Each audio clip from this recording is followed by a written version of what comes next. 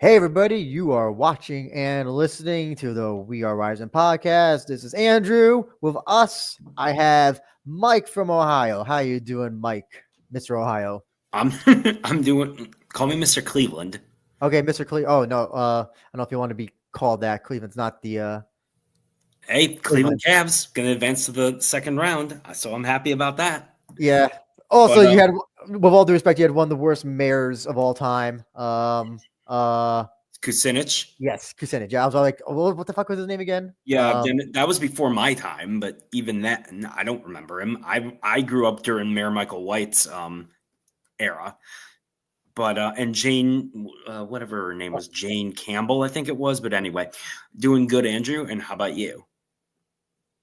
Oh, okay. I'm doing pretty fine. I just beat up a gorilla. So no, I'm just kidding. No. You won't understand because you don't have social media. So that's I'll explain later when I bring that up again. But yes, we are here to talk RIZIN Otoko Matsuri, RIZIN Men's Festival. And boy, yeah, lots of men are on this card. I guess you could say. So I guess we'll first off, before I get into anything, I have to pay the bills. So this podcast is sponsored by Eat Shroom Bar. Use the code WAR for 25% off at the checkout. These protein bars are absolutely delicious. They're great if you're into fighting, if you just want to maintain a healthy lifestyle, if you want a snack. These bars don't have the crappy aftertaste that a lot of these things that you find on the store shelves have. And they've got cordyceps, lion's mane, turkey tail that are all good for concentration, muscle stamina, and can get you through your training, your day, and satiate you as well. So please, if you love the podcast, please just go to eatshroombar.com, use the code WAR at checkout, 25% off your first order. And you also help support the podcast because we do get a little bit of a cut of the proceeds. And again, eatshroombar.com, code WAR, 25% off. Anyway, so we're talking RIZIN Otoko Matsuri, formerly the match 2. I don't think they should. I think that the match should be retired. Trying to bring it back. Just call when they do the rematch of Ren and Mikuru, just call it something else. I don't know what else, but don't call it the match too. Tokyo Dome this weekend, May 11th. Maybe RIZIN.TV. Sorry? Maybe May 4th. May 4th. May the 4th be with you, all that stuff. Maybe on RIZIN.TV as well. There's no official announcement yet. Crossing our fingers, man. This is I'm getting those PTSD flashbacks from the fight era where they would announce sometimes a show like a day before. Last minute. Yeah. Yeah. I hope that's not the case. Yeah. I'm curious what the price point will be for this show. I would guess if it's RIZIN.TV, I'm going to assume I'm going to say $19.99. I'm going to say $19.99 for RIZIN.TV. Yeah, I'm thinking so too. They've always been. Komei Day has a very interesting question. Could 100 Kandoris beat up one Gabby Garcia? Yes. They just overwhelm her. I don't think so. I think Gabby would annihilate all of them. So before we get into overall thoughts and all that stuff, we always do a nice poster check. So there's actually 2 posters I like to look at if I can find the banner here. If I can't find the banner, okay, I'll just create a new one. Okay. Poster. Oh, and of course there it is as I'm typing it in. Okay. Wonderful. Anyway, poster check. I'm gonna get them up on the thing here. You know which 2 posters I'm talking about, right, Mike? I think I've seen them, but refresh my memory, please. Okay. So we got this one. This is a new one they just came out with and I saw a bunch of Japanese fans were writing like, "Oh, it looks like Tanjiro's cloak can't see from it. Oh, you can't see it? Nope. Oh, I'm sorry. Okay. I'm using the wrong one. Okay, sorry about that. Okay, there we go. There we go. Cool. Thank you. Yes. So That's a nice fans were one. saying it looks like Tanjiro's cape from Demon Slayer, Kimetsu no Yaiba. I've never seen that anime, but I've heard of it. Oh, it's great. It's amazing. And then Takada's old drum. Yes.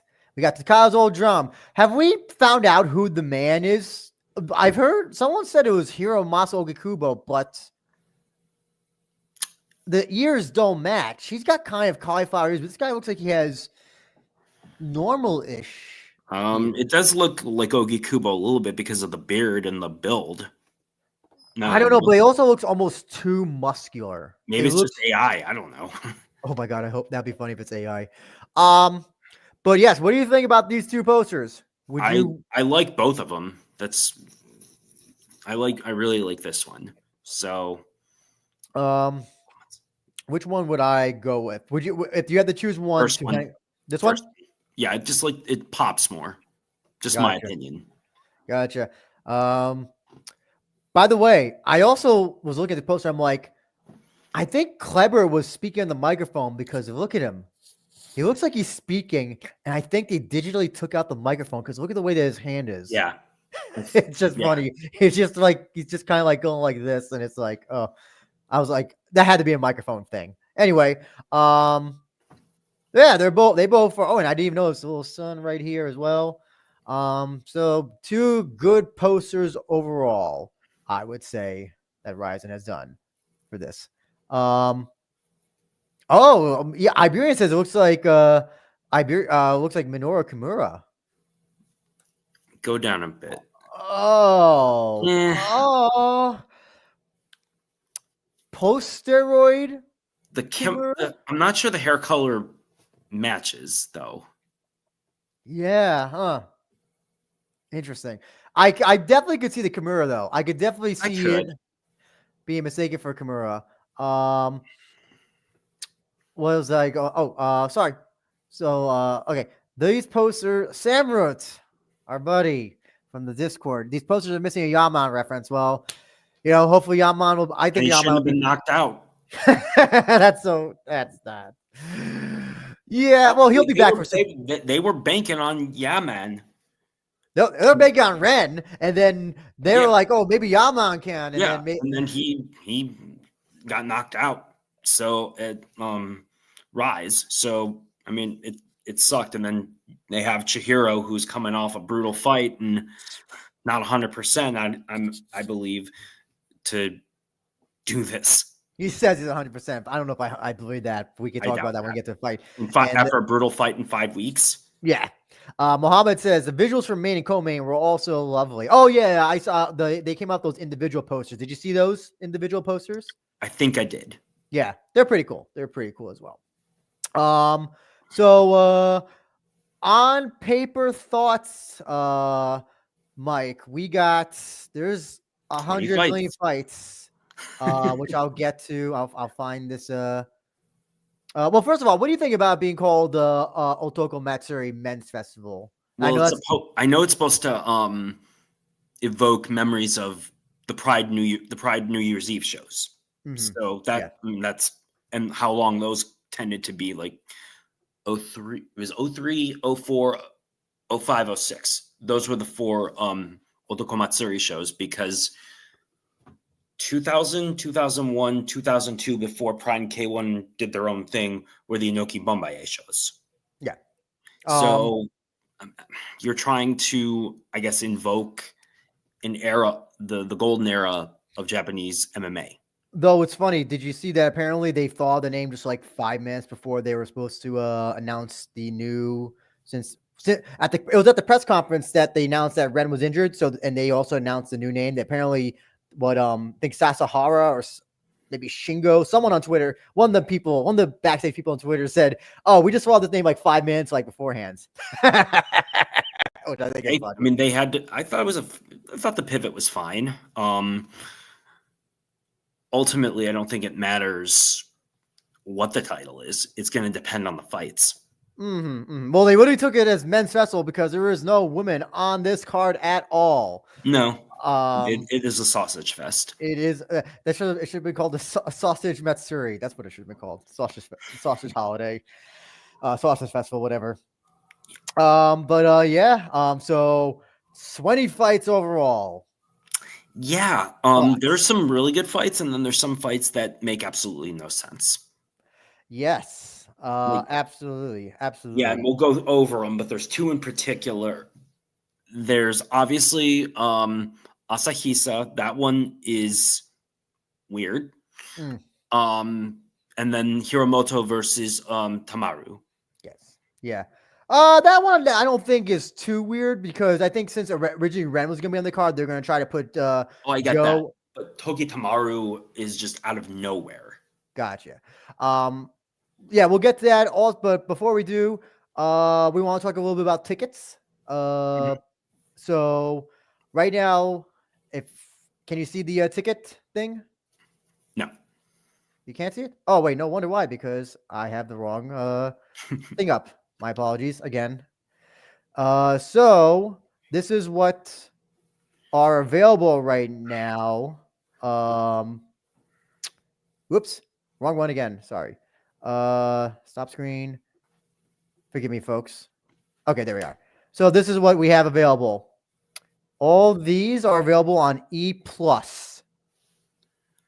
And the only thing that's you cannot buy are VVIP1 row. So look at this. Even right here, Mikuru Asakura Revive support seats and the Chihiro Suzuki. So that's the other thing. I don't know if you know. I think they have the same thing with like sports and stuff where you can buy like, oh, this is the Knicks section or this is a Manchester United section. I think that's how they do the same thing with they do it like supporter sections. Yeah. So yeah, these are all available as of now according to E+. And let's clarify. Tokyo Dome is what I've read 65,000. I think it's closer to 55,000. Yes. Well, if you believe what Inoki and Fry had for Inoki's retirement match, 90,000 or whatever the absurd number was. But yeah, that's the real number. 50,000, I mean. But yeah. Go ahead, Mike. Go ahead, Mike. No, I was going to say, when it comes down to whether you believe Sakakibara, about 40,000 tickets being sold. That's what it boils down to. And again, when I heard him talk about the tickets, I did not hear soru, which would mean sold. I thought he was saying distributed, but everything on Google Translate saying sold. So I may have misheard or, whatever. Yeah. I think we could both agree though they're going to get close to 40,000, probably. I'm thinking my guess is 40 to 45K. Okay. Paid or just like total attendance? Total, but I do think the paid amount will be around 40K because I do believe they will get a good walk up. Yes. But I do believe that Sakakibara, even if he was exaggerating, I do believe that at least 40,000 tickets were sold / distributed. Yeah, I do 100%. He's usually pretty. He may be a promoter, but as far as promoters go, he's pretty honest, at least in my opinion. Well, also a lot of these Japanese companies, and same thing happened with pro wrestling when Bushiroad took over New Japan, is that they want, there's this whole idea of trying to get away from like work numbers and all that stuff. So yeah, and Pride numbers were mostly worked. So they were, but there were still a lot of people, but they were worked. I mean, were because the National Stadium, 90 whatever thousand, I think it was closer to 80,000 or whatever it was back in the day. But those have been paid. Those have been worked for years. Yeah. Just Belief Fan has an interesting point. It's always confusing for fans when fight cards have a one-off name and not a number and not part of a series. In my honest opinion, very interesting because. Do you think I don't think they could have got? I think because this show was going to be as big as it was, they couldn't give it like a number. They're certainly going to call it a landmark. So it's kind of like it has to have its own name. Yeah. Honestly, to be fair to RIZIN, I don't think there's much they could have done here. Well, I don't think there's much they would have done. I think the whole thing was set on just having something different than the other. Right. I'm saying, but as far as like potentially changing it, they had to pivot pretty quick. So we have an interesting comment from Zam Bibelar. Alex Pereira Potan is going to be at RIZIN, and what he says for another boxing exhibition, I think he's just going to be there to say hi. And same thing with Sean O'Malley. I don't know if what he was invited for, if he was invited by a sponsor or he was, or I know he's doing a meeting. I believe he's doing a meet and greet. I think that might be what that's what CJ said. So I don't see him. I'm not fighting at all. What the most he could do is a grappling exhibition. I think. But like, I don't think UFC contracts are restrict that, do they? Can't wait to see both down in the ring just to say Choma to the audience. Hey, it is it did make kind of big news, but again, there's gonna be nothing, and then he'll go backstage and say something, and the video will get 10,000 views, just like Sean O'Malley said. Yeah, because that stuff, just because they're worldwide, just because they're big and like UFC, doesn't necessarily mean they click in Japan. Oh yeah, exactly. Yeah. Sorry, someone had It's just weird how that works sometimes. Yeah. Okay. Following Star, our good friend, always has a good question. Says, if RIZIN does big numbers this weekend, what strategy you want RIZIN to do for Super RIZIN this summer? Reina and Seika is number one. Philip Barra play Calissa Shields to support this big female event. I don't even, isn't she with PFL? She is. And she's also a boxer. Yeah. So, I think that kind of cancels it out. Reina and Seika will always be a co-main event. They will never. That's not going to sell. You would need something bigger. And frankly, I don't know what they have. We'll have to wait and see when that happens. But Reina and Seika can co-main event a show if they ever fight. Yeah. Who the fuck knows? At this point, the fight is dead to me, honestly, because I feel like I think it's just gonna be one of those fights that we just talk about so much, and it's just never gonna happen for so many reasons that I can't get into here. No, it's just it would draw, but it wouldn't draw enough to use Saitama's full configuration. Yeah, a Japanese woman's MMA is dead, unfortunately, for the most part. I think. The heydays of Kana and Ayaka, Hamdale, I think that era is over. It's not coming back. Right now, although Machi's a good start, they need more. Machi's a good start, but she wants to be strawweight, and that even makes it even more complicated because all the strawweights want to go to UFC and whatever. So great, we have to deal with that. We have to deal with that horse crap. Yeah. 20 fights, Mike. Are you gonna be watching this live? I'll definitely if it's available. If it's available, okay. I have no doubt I'll be available. I think Schiavello and Brown said they were going to be there for Tokyo Dome. So I'm hopefully nothing got changed, with this whole thing. So hopefully it's live. Hopefully we get it on the RIZIN.TV thing, $19.99, good price, whatever. Did I ask you what your overall on paper thoughts are?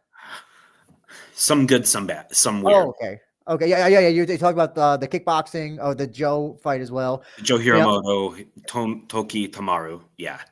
So I am looking forward to a number of fights, and then we have prelims, and I'm like, why do you have prelims on the Tokyo Dome show? What the fuck are you thinking? There's even fans were like, I was looking at the Japanese fans' comments, are like, why is this fight on this show? This fight does not belong here.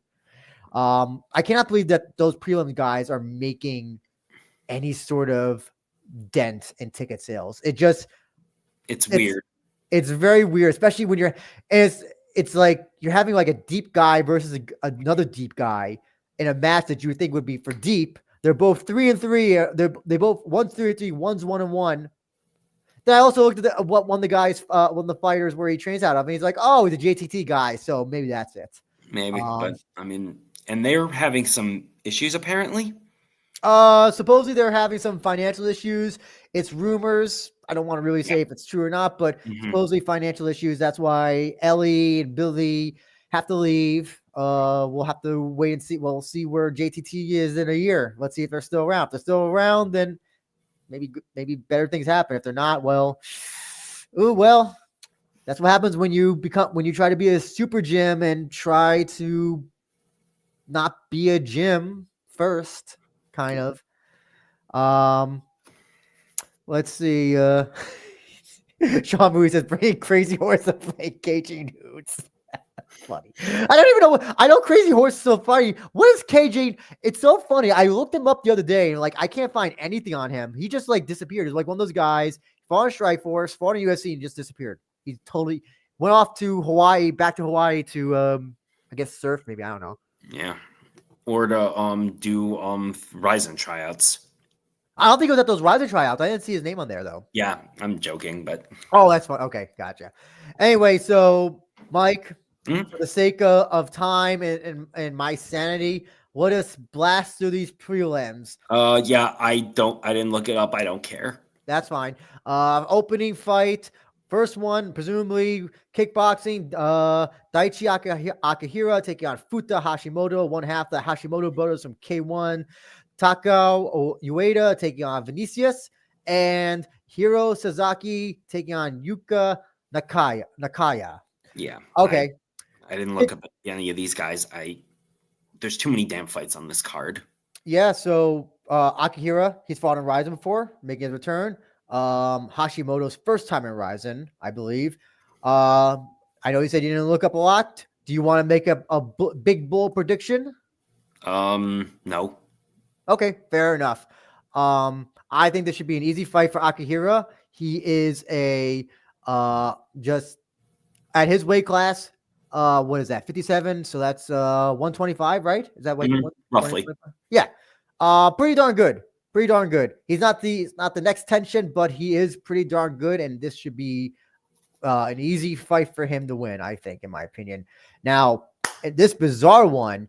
I know that Vinicius, I can't pronounce Vinicius, I think it's pronounced. Vinicius is 1-1, I think. Yes, he's a deep guy, a grappler from Brave. I was gonna guess he was from Bonsai, but no, he's from Brave apparently. And I think if I remember, I think I looked up Ueda. I thought he hasn't fought in a long time.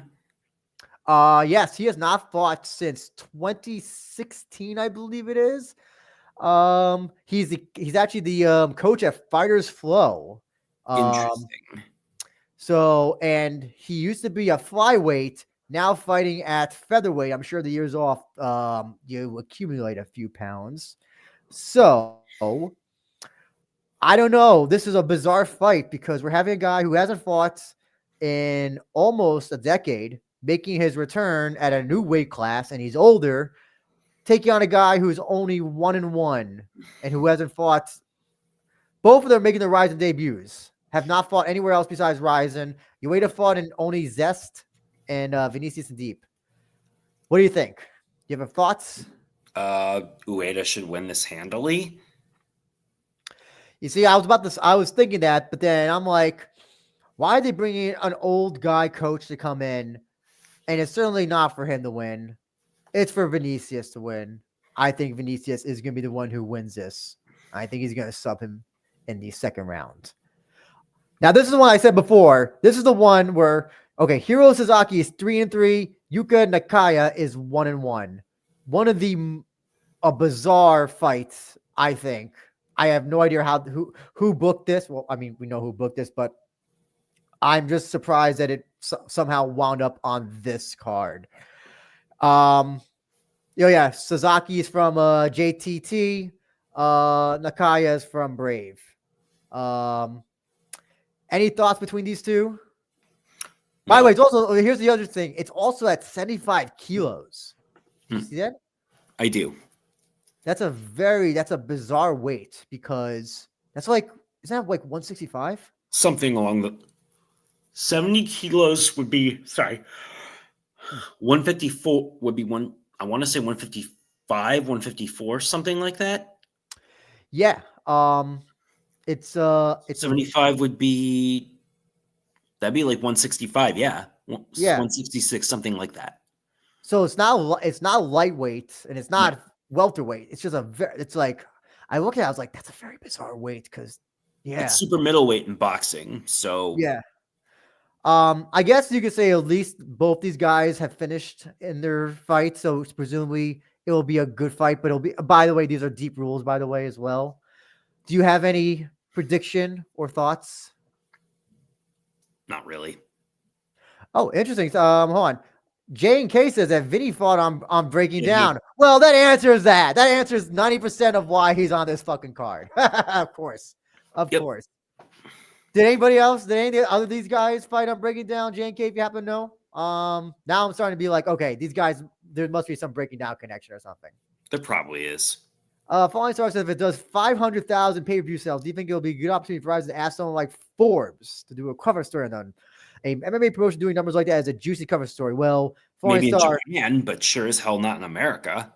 I don't even know what Forbes even cover. Forbes just isn't that just like a content mill now? Isn't they just Yeah, on mostly, the website? yeah. From what I've seen of it. And the match got 500,000. They got nothing. So they got nothing. So yeah. Yeah, I don't expect. Muhammad says Hiro Suzuki has close to 100,000 followers on. That's actually pretty darn good for someone who's 3-3, who's only fallen deep. But he has a JTT connection, so that tells me he probably was in was on Breaking Down or one of Mikuru's shows. Yes, yeah. I'd watch those if we could actually watch a Bima. Oh yeah, or the Breaking Down app would accept my credit card, but it doesn't. They don't? Oh no, I can't order the shows. I tried to order like their big show that had Sudario and Anpo, and it wouldn't accept my credit card. So he says break it down. Yuga came on a Beam Morality TV show, and his coach was Shinya Aoki. Okay, I remember that one. Okay, yes, yeah. Okay, so maybe this answers why we're getting some of these prelims. jokers on the prelims. I mean, hopefully they go by fast. Hopefully they get finishes. Because here's the thing, 20 fights. If all 20 fights, I'm just worried about all 20 fights going to decision. I don't think that's going to happen. It's likely not going to happen, but I fear that. There's always that possibility. And then it's not low blows or eye pokes or headbutts, and then that's another 5 minutes. Oh God, I'm dreading. And then a long ass intermission, and then there might be two. There might be 2 intermissions just because of how many fights are on. Oh yeah. Lord. Probably after the prelims. Mm-hmm. Maybe after the heavy. Maybe after the heavyweight. We need to know what the match order is first. Yeah, they haven't released that. They usually release it today. That's why I usually try to do them on this. But I think pretty much this is as accurate as possible. Mm-hmm. I'm gonna look real quick and see if it's been released yet. Okay. Before we get into the actual card, we are going to just briefly touch on the main kickboxing match between Taiyo Asahisa and Usa Strong, making his return after 6 years. So here's the crazy thing that came out today. And I want to thank King Silo for posting this. So apparently Usa works at Fuji TV. That's what he's been doing for the last how many years. He accepts this fight with RIZIN for whatever reason. Comes out today that apparently they reprimanded him for taking a fight. And they say that it sounds like they will fire him if he actually fights. He's not taking any sort of payment for this fight. So he's essentially fighting for free, but that's also his own choice. And possibly risks losing his job in his return fight. And he's taking on a killer from K1. What was he champion? K1? Yes, he was. That's what I thought. So, and Usa has only fought killers in his entire career. He's fought Taiju Shiratori. He's fought Kaito. I know he's fighting Asahisa as well. So Mike, what do you think about this fight? What do you think how do you think this, what is the brainstorming that comes out about a fight like this? I don't know. It's weird because when I genuinely had wondered what the hell happened to Uzatsuyo a few weeks before this was announced. Because I was and then all of a sudden he pops up out of nowhere and against Taiyo Asahisa. Where the hell did this come from? That was my genuine thought. I was just like, Yoshihisa Uzatsuyo? What the hell? Legit, when I read that fight, I don't know. Do you think he got the urge? Do you think he got the urge that like a lot of fighters get when they take a time off? They got that itch. Probably. It's to come back. Yeah, and because it was the Tokyo Dome, I'm sure he may have reached out to someone or whatever the case may be. But Asahisa is going to knock his ass out. Simple as that. My other theory about this, and so this is my other theory. So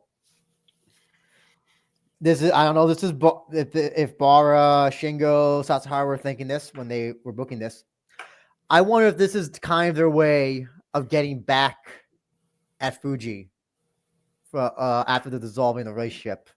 Possibly. Get a Fuji employee, you put him up against one of the best kickboxers in Japan right now, and you know he's gonna lose. Yeah, it's like, I don't know. I thought that came through my head today. Anyway, do you think Asahisa is going to finish him in the first, second, or third round? Second. I'm gonna say second as well. Would you say it is a huge upset if Usa wins? Yeah. Putting it nicely, probably like 15-1 odds at best for Uzatsuyo. This is a humongous mismatch. Yes. Whenever somebody says, "Oh, there's no mismatches in RIZIN," I'm just gonna bring this I'm gonna send J Wolf this. Yeah. If I was gonna say with Asahisa, I'm not sure who the hell you could book him against. Well, I was like, you know what? Asahisa's got to be the next guy that's gonna leave K1, or at the very least, he'll split his time between kickboxing and K1 MMA in RIZIN. I don't know. I think he's just gonna leave. I think he's gonna leave K1. Very possible. And also, if who knows if this also apparently today, producer K1 Miyata said that they'd be interested in having like a K1 Heroes MMA thing and also doing open finger glove fights. Who knows? K1's a fucking mess. It needs to be nuked and restarted at this point. So, but if he wants to do MMA, he's going to go to RIZIN. I don't think he's going to wait for K1 to do whatever. He'll leave to do the MMA thing. Just like, yes. I don't know, maybe he'll go to Rise, and then that way he can actually legitimately do both. Maybe, and that's what Tamaru, when we talk about that fight, will, maybe that's what he's planning on doing. It's very possible. And actually, so, you know, we just brought it up, so why not just talk about it? So one of the other fights that's happening, Joe Hiramoto, younger brother of Ren, taking on Toki Tamaru, the Rise kickboxing champion, in his MMA debut. Great. Did you see the preparation video? I did not. Did for Joe? Oh, it's so good. I didn't get the chance to. Oh, it's good. It's really, really good. They could not be more different as brothers here, Joe and Ren. They are so different in personality. One is so polite. The other one is Ren. So it's got English subtitles, all that good shit. And looks like it's just a regular MMA. They're not doing anything special. So also during the video, Joe said that he heard that the Tamaru's been training MMA for over a year. That's what he says. Interesting. So but how much? I mean, it's good that he's committed if that's the case, but how much can you really seriously learn in a year? Well, I mean, if you look at he's taking on, so according to this, he's affiliated with Try Hard. That's Hiroya. Hiroya and Tiger's gym, and Fire's Foe, which is a MMA gym, well-known MMA jiu-jitsu gym, all that good stuff. Is Joe though? Listen, Joe's 1-1 as a fighter. His one win is against Yushi, which is that's Yushi, and then he lost against a guy who's a grappler. Now, I don't think Toki is ready for ADCC yet or IBJJF, but if he's fighting at Fire's Flow and he's been training for over a year, he might already have the grappling advantage over Joe, in my opinion. Very possible. I'm going with Tamaru to win this fight by knockout. That's the other thing as well. He's got the MMA. I'm sorry, the kickboxing. He's a phenomenal kickboxer. Yeah. Joe never had that really. Joe was, I think he just did some amateur stuff. I think he did too. Yeah, this is, if Joe hasn't worked on his grappling, he's going to get slaughtered on the feet. Yeah, I have to go with Tamaru as well. But I don't know. Do you think that he can finish Joe? You think he'll be able to finish Joe? Yeah, I do. Okay. Just because of those gloves and how clean Tamaru's striking is. Yeah, I do. I hope we see some shitty white belt grappling in this. Oh, you mean like Genju, Meno, and Taiga? I hope I do. I'll be so happy. I just want to see shitty guillotines. I want to see shitty triangles. I want to see shitty arm triangles. I want to see shitty leg locks. If that happens in this fight, I'll be so happy. No, I'm going to pick Tamaru as well. Do you think that we'll see him more? You think he's going to try to do he's going to do the Yama thing? He's going to try to split it up? Yeah, I do. I'm sure he still wants to kickbox, so I'm sure he wants to do MMA because it's probably more money. Who else, though, could he fight in kickboxing at this point? He's already fought Shiro, I think, right? Yeah, I can't remember what his weight class was. It was I think it might have been 115, actually. Well, he's fighting flyweight here. Shiro I think, is around that same weight as well. I think Shiro's bantamweight. I thought he was also. I thought he maybe he moved up. I can't remember, but it was Ozaki. No, Ozaki. He fought Ozaki. Kazuki Ozaki. Okay. Yeah. Yes. Yeah. Who's fighting next week at that Rise Super, whatever it is, that Rise show. I thought Ozaki was in K1. Not K1. 1. No. You're thinking of maybe Nadaka. No. I think one of the Ozakis was fought in 1. Maybe, but it wasn't Kazuki. Because he's fighting, I think he's either co-maining or main eventing the next big Rise show. Okay, I see. Okay. Yeah, I mean, if I have to go with Tamaru, I'm just like, I can't see Joe winning on the feet. I can't see Joe winning the grappling. If Tamaru didn't even train grappling, I would say I would pick him to win on the feet. I think this should be a win for Team Tamaru. Moving on to the next fight. We got a rematch of sorts. John Dodson, Takagi Soya, this time in MMA. So, apologies, guys. So, but the bare knuckle fight was last year, I believe. Almost last July.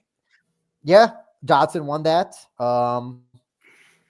Dodson's still good at MMA. Soya seemingly fights once every 5 years, maybe because of his health issues. Yeah. So, I mean, what do you think? I'm excited to look for. This is a fight that is not getting a lot of attention. I think should be a good one. It's going to be really good because, I think Dodson is I believe he's 40, 41 now. Yeah. He's at an age, and at this age, he should be losing his athletic ability, but he still is as athletic as he was when he was in UFC. Yes, he is. He's got very solid striking. I think Soya is maybe a better technical striker.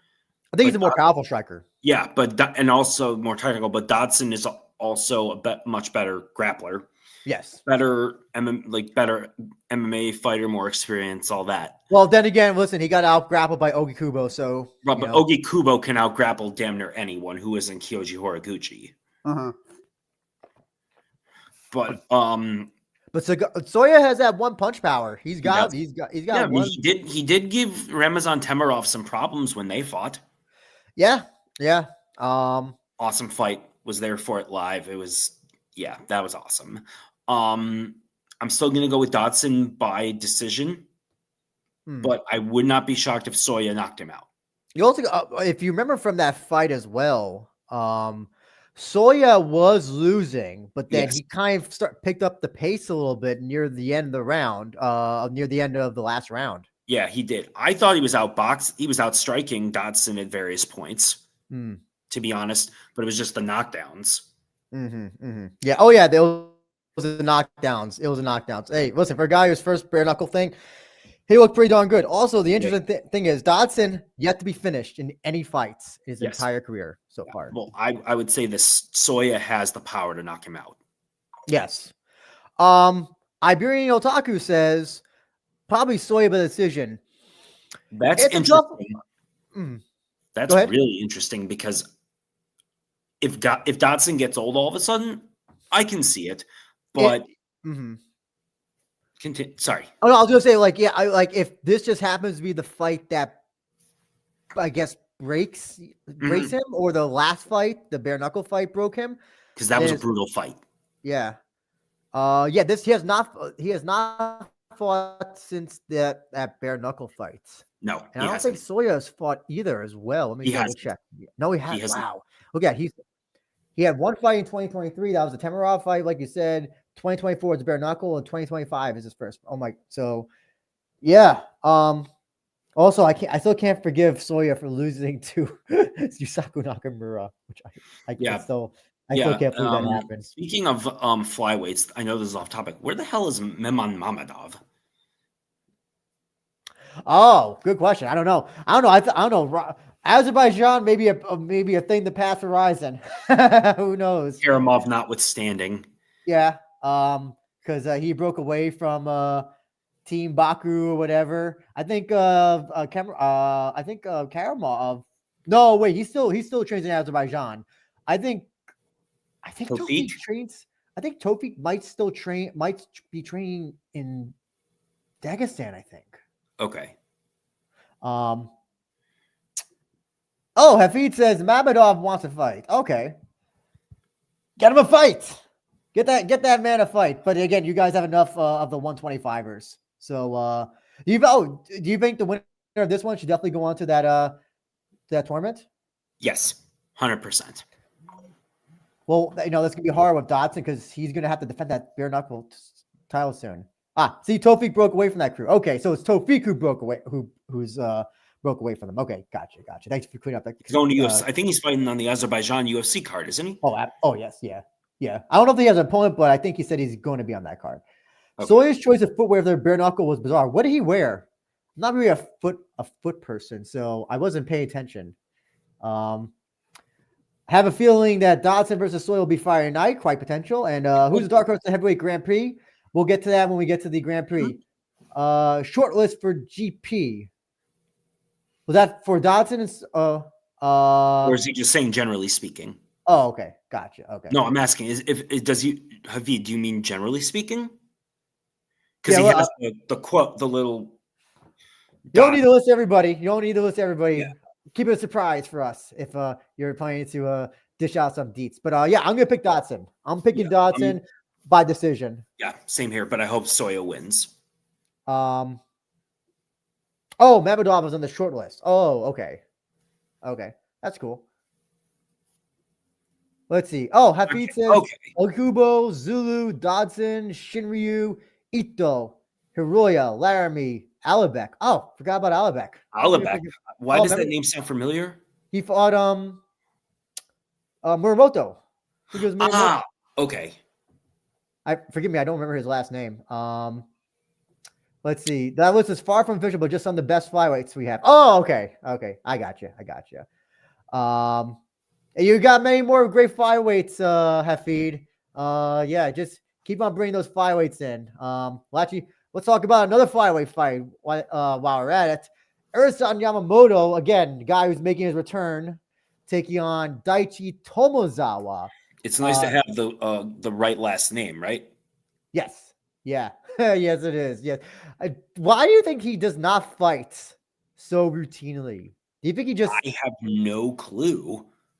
He looks like Fu Manchu at that, but that's besides the point. He'll just disappear. He's in, does he live in Japan now, or is he still in Guam? Because he was at the open tryout workout thing. Or he might just be in town for the fight. Yeah. So what do you think about Daichi Tomozawa now being full time in MMA? No longer a kickboxer. Hard to say because because his fight with Kota Miura was what, like a minute and a half? Yes, and wasn't that technically a mixed rules match? Was that a mixed? No, I think it was full. It was modified MMA rules. I think it was. Okay, sorry, I meant to say modified MMA. No, I have here that it's regular, so maybe the rounds were different, but it was still MMA. Okay, but either way, if he hasn't worked on his grappling, Urson's gonna grapple him to death. I mean, that's pretty much what it comes down to. Yeah. Happy has a good point. Keep in mind, Urson beat Yuki Ito, and that's Ito's only loss in RIZIN. I was there for that fight. And I was like, I can't believe I'm seeing that was like Urson hadn't like fought in like a good 3 or 4 years. Mm-hmm. So I was like, wow, the key with Urson is consistency. He has never been consistent at all. Yeah, and then he'll lose to like Yuya Monkey Shibata like a month later. To be fair, Monkey Shibata is not a bad fighter. He's not, but like when you look at Urson, you're like, oh, okay, this guy can just strike him and wrestle him, and then the guy rolling knee bar. Yeah, and then Hiroya beats Monkey Shibata, so go figure. Okay. But, special MMA rules. That's what I thought. That's what I thought it was. Okay. Sorry, Mike, go ahead. No, I was going to say, like I said, long story short, if Tomizawa can somehow keep this on the feet long enough, he'll knock Urson out. But if Urson gets him to the ground, going to beat him by stoppage. Oh, yes. I remember all those fights, Effie. I remember him taking on Crone, Cape. Kenji Kato, when he was still decent. Yeah. This guy was like, I think did he fight Tokoro too? Yes, in his like second or third pro fight. Yeah, that was it, yes. No, it was his third fight because he had beaten Kizemon Saiga.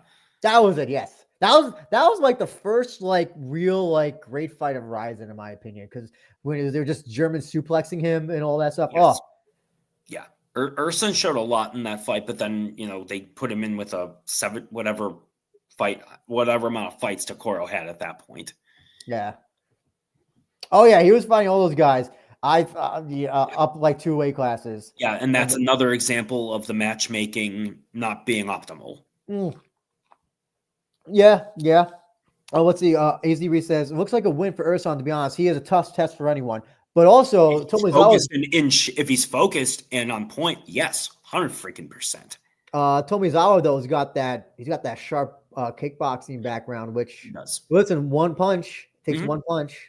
But once again, let's see how he's worked on his grappling. I think Urson's grappling is going to be too much for Tomizawa. Agreed. Yeah, it's one thing. It's one thing to go up against someone who has like a little bit of grappling, but Urson's coming from the Yamamoto wrestling background, and and that's the thing. And that's the other thing. He was not using his grappling at the beginning of his career. I think he kind of wanted to be like a kid almost. He wanted to be the exciting kid, Yamamoto. But I think now he realizes, you know what? My grappling is good, and I should utilize it. And that's what's won him a lot of his fights. Yeah, because his uncle was once in a generation. Mm-hmm. So yeah, I think Yamamoto. I think probably by decision. You think so? No, I think by stoppage. Oh, you think by TKO? I think I'll finish him like by full mount, like just punches. Because I highly doubt once Tomizawa gets taken down, he's gonna be like a fish out of water. Mm-hmm. That's a good point. That is a good point. Like, unless he's magically just like Mark Hunt was naturally talented at grappling, I don't envision this going well for him if it goes to the ground. Mm-hmm. Mm-hmm. Oh boy, we got so much stuff before we get into before we get back into the next fight, Shinryu versus Yuki Ito. Sorry, what was I gonna do? Fuck. I just had the thing up. Hold on. Okay, there we go. Okay. Your thoughts on RIZIN hiring that New Japan executive to help expand their international presence? Crazy thing at Bar have someone who had the phone number of the Khans. Michael Craven did pretty well in New Japan. I think he got a bad rap from some very bad people in the pro wrestling journalism. Yeah, if you want to call people in that field journalists nowadays. Yeah. Listen, New Japan is a lot worse off now than when Michael Craven was there. Yes. New Japan is a fucking joke. And I'm embarrassed. I'm embarrassed to still have a Wilson Gobernable shirt. Yes, New Japan is cooked now. They're cooked. Do you think they're gonna die? No, I don't think they're gonna die, but they need somebody else in there besides Geto at this point, in my opinion. Then why hasn't Bushiroad done that? Because Bushiroad, I don't know why. I can't explain it. And would they be also acquired by TKO? I hope not. Despite how much I hate New Japan now, that's the last thing I would want to happen. Iberio Otaku says it depends on Ersan if he's serious. Yeah. Hafid says Ersan should be the stronger fighter in this matchup. Experience plus grappling. Daichi timed that knee versus Kota amazingly, but Kota is not Ersan. Oh yeah, 100%. This is an old school match, honestly.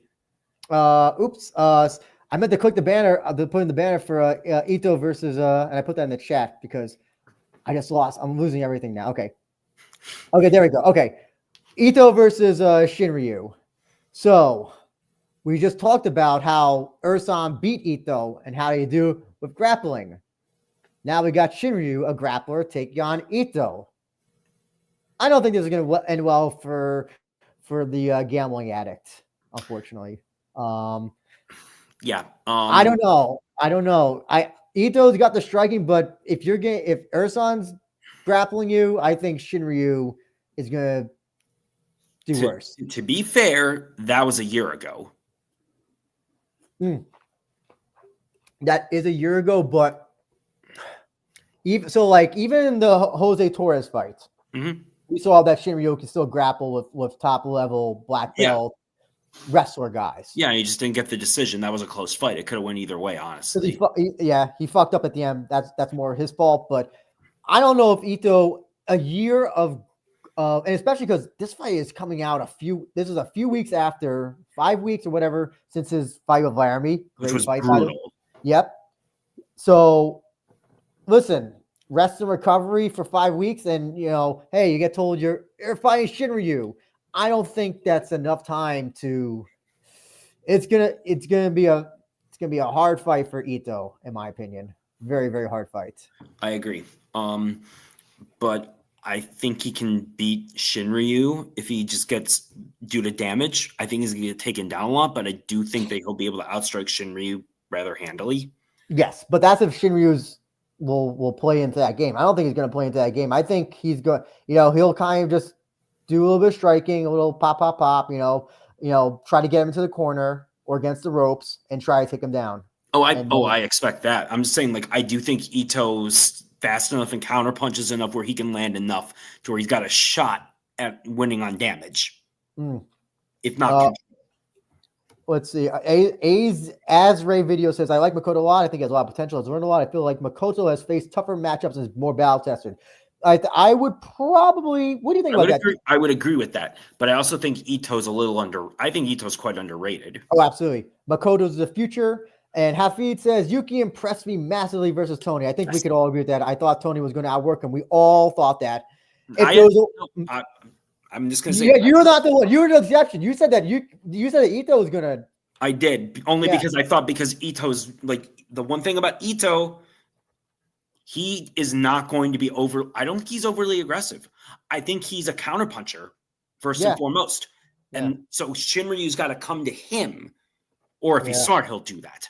I think that's the other thing. How do you counter How do you counter strike against a grappler? You really can't. And Shinryu is not going to really. No, I don't expect Ito to use a lot of leg kicks in this fight. I expect him to throw that jab out a lot. Yeah. Counter. This could be a really boring fight.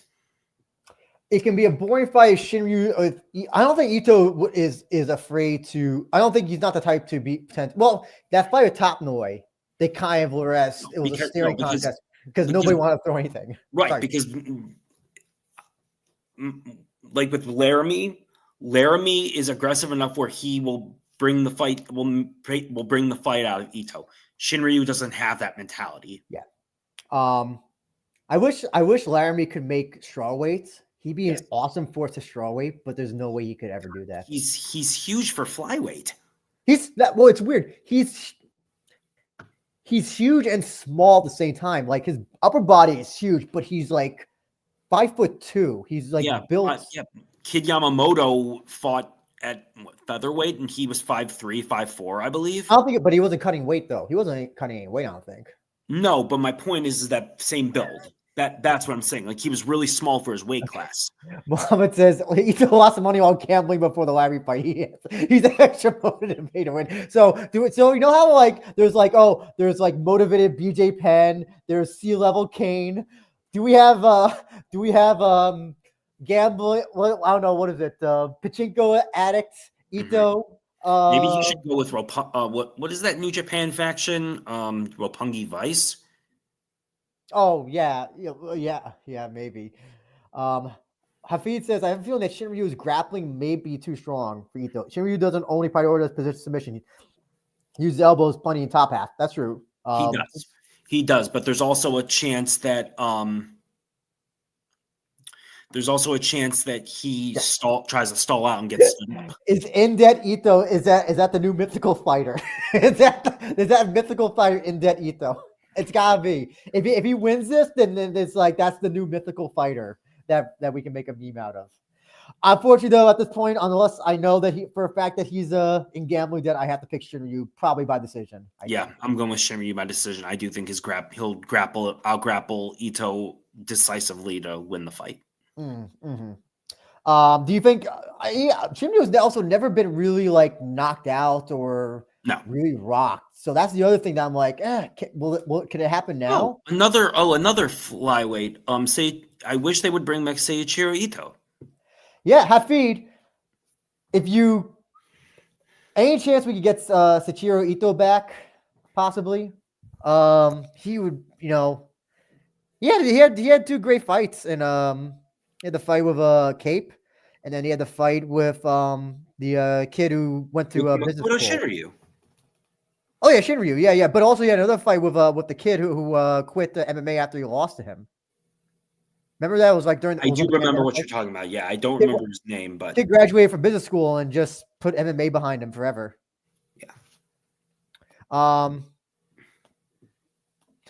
Yeah. That's a fight. That's a fight against. Yeah, he had that great. Yeah, he almost got choked out by him. He almost got choked out by Hashimoto.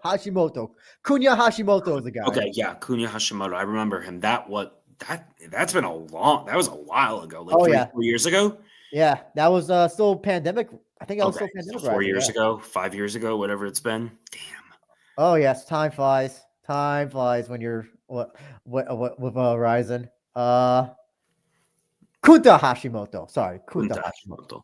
Kunta. So we're gonna go on to the other and last flyweight of the main card. Mm-hmm. Hiroya versus Tatsuki Shinosuke. We'll miss you, Billy Bigelow, by the way. Supposedly his last fight that he'll be coaching. I think that's what he said. At least for right now. At least, yeah. But these two had that little face-to-face at the RIZIN New Year's Eve show. And then at the press conference where Chinotsuka flicked him off. Oh yes. Oh, I love this stuff. We should have talked about the trailer. The trailer?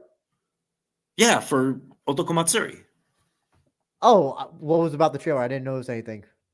I just thought the way it was done was phenomenal. I thought it sold the event brilliantly. Oh, okay. Oh, tell Hafid that. I think Hafid would appreciate that. Okay. Oh no, he's in the chat right now. You can tell him right now. That the Japanese trailer, how that was done was brilliant. Like I did show that just out of curiosity. I showed that to a couple people who aren't who are more like casual fight fans. They thought it was phenomenal. So, well, whoever did that, well done.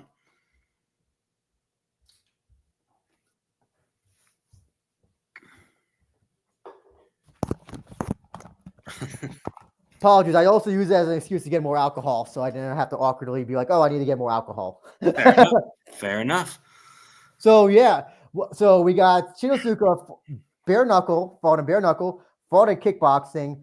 Now making his MMA debut, taking on everybody's favorite lovable under 500 fighter, Yeah, that's a great his everyone's favorite lovable under 500 fire Hiroya. Hey, listen, the fight he had with Ito was the opening on that Bellator after the Bellator show that was terrible. The Super RIZIN show was great. Remember that? Mm-hmm. I do. Yeah, and honestly, it proved he's much better than his record indicates.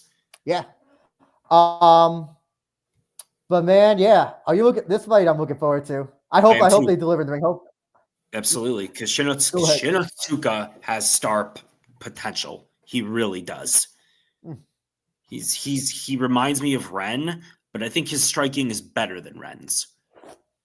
Oh, his striking is really good. It's really and it's powerful for a guy at his weight class. Yes, and his jab is one of the best I've ever seen in MMA. Like that thing is that is a freaking laser. Yeah, it's precise and powerful. Mm-hmm. And yeah, only other guy who I would say I'm not gonna say he's like Tension, but he's not as fast as Tension, but he has the preciseness. He does have the accuracy of Tension, particularly with his jab.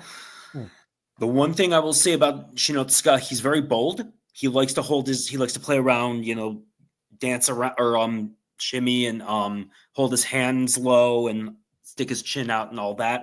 But he's got excellent head and upper body movement. But eventually that can catch you. I'm not sure Hiroya is the guy to do that though. At least striking wise. We have an interesting question from. I'm so sorry, I don't know how to pronounce your name, sir, or ma'am, or they, or however you go by. But do you think it's good that RIZIN doesn't have rankings, or do you think they should add them? Hard to say. I think it's some sort of internal rankings is fine. Mm-hmm. Here's the problem. So if you start having actual rankings, and this is a problem that AEW had, that Evolve Wrestling had, that UFC has, then you are married to them. Then that you cannot there is very little deviation that is allowed. You're kind of stuck with your matchmaking. Yes. In a way. Yeah. So because then you're arguing why is Sugar Sean O'Malley, why is he fighting regional guys from LFA when he's already ranked? So yeah.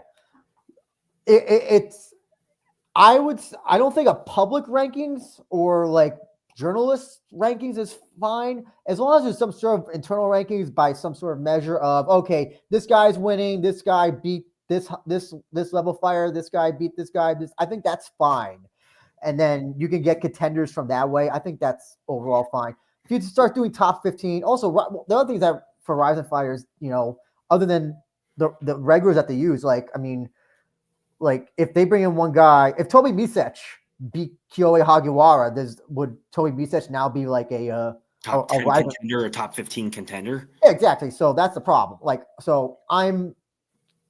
I understand why people like them, but I think the way that RIZIN operates, I don't think it's necessary at this point. No, it's not. And I was just going to say an example in boxing, it's necessary. You know what I mean?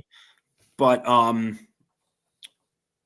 I also agree with you on that, but your mandatories and things like that. Hafid says they do consider the level of the fight a relative decision, but RIZIN also deeply cares about a compelling story. The concept isn't the same as other promotions, which is that's 100%. Because at the end of the day, RIZIN incorporates pro wrestling-esque elements into its booking. Yeah. The Carol Man says Hiroya Tatsuki, another potential fight night. Yeah. I think we talked about Dodson, Soya being potential fight night, but that will be a more technical one. Hopefully this one is more of a grudge. Yeah. But the thing about it is Hiroya's got to be, he can't let his emotions get the better of him, because if he tries to bang with Shinotsuka, night. Do you think Hiroya will grapple? Yes. Yes. Will it be successful? I don't know. I don't know how seriously Shinotsuka's been training MMA. Do we know? I get the feeling he's been training for a few years. Because I watched the Confessions video.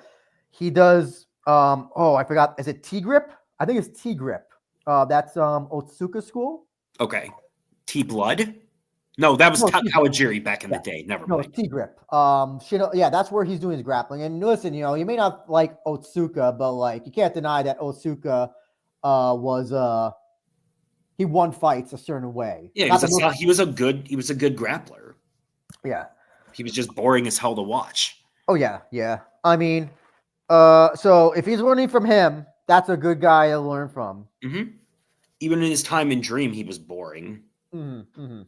So, what do you think?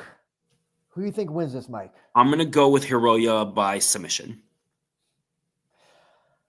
Oh, God, my Black Rose bias is gonna pull through here. Shinosuke, I'm gonna have to say Shinosuke by knockout. And the reason why I'm saying this, he brought up a good point at the press conference. He said you got knocked out by a jab from Hideo Tokoro. And I'm like, that's if you're getting jabbed KO'd by Tokoro at this point, it's oh boy, that's not good. I will refute that a little bit. Tokoro has always had good stand-up. Has it been good but is it like other than the Pekino knockout, like you don't think like, oh, he's gonna knock out the guy he's facing? No, but I also think that his stand-up is criminally underrated. I just think he has no damn chin. Mm-hmm. Never did. But the point, I understand that Shinotsuka's boxing is so much better, but I'm just saying, like, Tokoro can strike and punch. That's the other thing as well. Do you think that Hiroya is just gonna?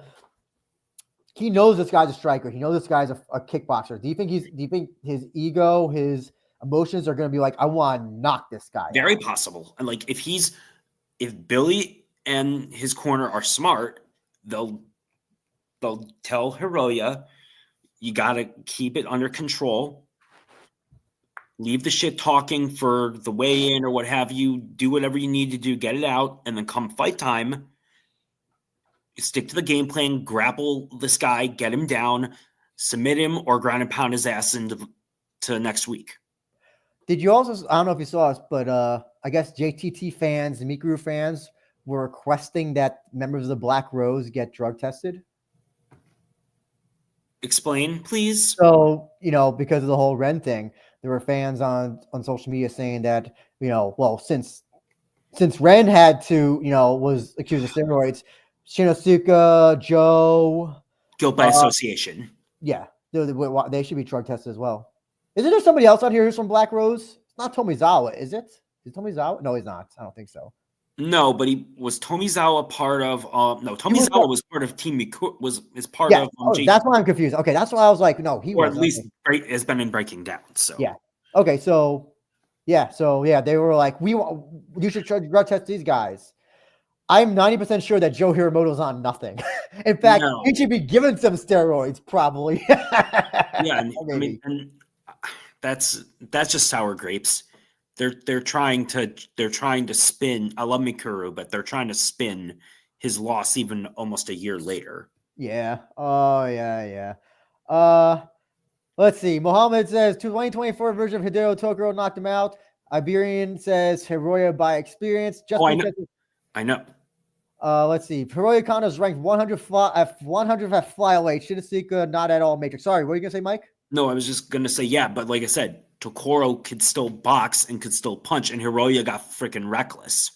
Like Hiroya was reckless. Like didn't respect Tokoro's stand up at all, and he paid for it. I think he'll be much more prepared. I'm not saying that he's gonna outstrike Shinotsuka. That's not what I'm saying. I'm saying he'll be way more prepared to actually to go with the game plan. Gotcha. Does that make sense? I see what you're saying. I'm still picking Shinosuke to knock him out, though. And that's fine. It's just I'm just saying, like, he was not prepared he didn't respect Tokoro's striking. Yeah. But he's gonna definitely respect Shinosuke. I can promise you that. Okay. So we're gonna move on to this fight. Oh Lord.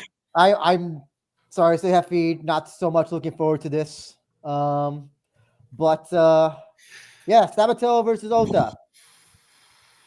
Over under on how many takedowns each guy does, you think?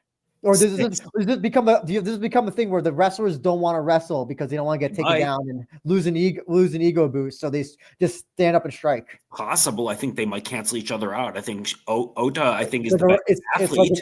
It's an inverse Nagano. Yeah. What's his name? I'm forgetting the guy that he fought. That Lewis. Yes, it's like an inverse of that. Yeah. Like, honestly, I think Ota's the better athlete, but I don't think he knows how to use his athletic ability in a good way in MMA. I really don't. I think Sabatello's experience is going to be the difference. He'll win by decision. Not much really to say about this. I agree with this Ota by decision because Sabatello is 1-3. I think his only recent losses are to he had that. Remember he had that fight he had that draw in PFL. That fight though, he should have won though. There was something, I forgot what happened. Something happened in that fight that like he should have won. And then he lost against Umar. Was it Umar or Usman? He lost against one of Khabib's cousins. Yeah. He lost against Raytheon Stotts as well. And then those are against two high-level guys. Hafiz says Sabatello's honestly one of the funniest personalities. I think he's hilarious. I think his shtick is funny. I love that he called Ota a bitch. I like that was like his like the entirety of his statement. He called Ota a bitch and he's gonna like fuck him up or whatever. And then Ota was like, I don't know how to respond to that. That's a little. I'm taken aback by how mean that was. Oh, Magomedov. Okay, that Khabib cousin or that member of the Khabib family. Anyway, no wait. Tiger. Oh, Tiger. Okay, yes, Tiger Magomedov. Okay. Yeah. So you think Sabatello's gonna win? I do by decision. Yeah. I just think his experience and his advantage on the stand-up will be too much. How do you think this will go the full rounds? Yes. I